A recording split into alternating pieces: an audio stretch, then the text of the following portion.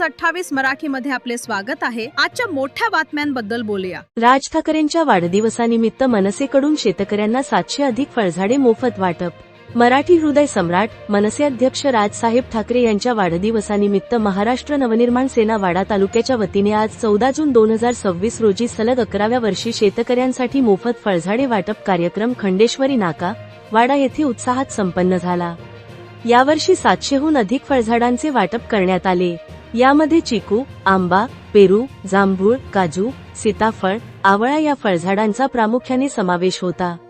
शेतकऱ्यांच्या उत्पन्नवाढीस व पर्यावरण संवर्धनास हातभार लावण्याचा मनसेचा हा स्तुत्य उपक्रम आहे।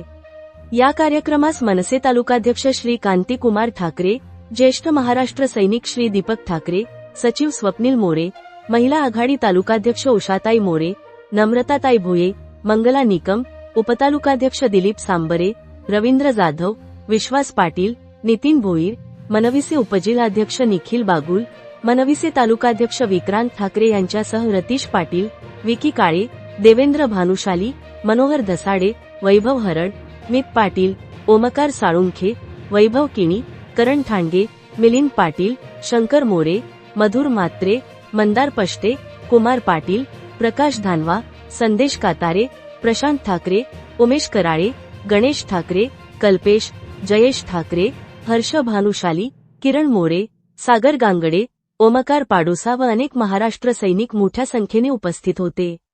iNews 28 मराठीसाठी वाडा मुख्य प्रतिनिधी सचिन पाटीलची रिपोर्ट।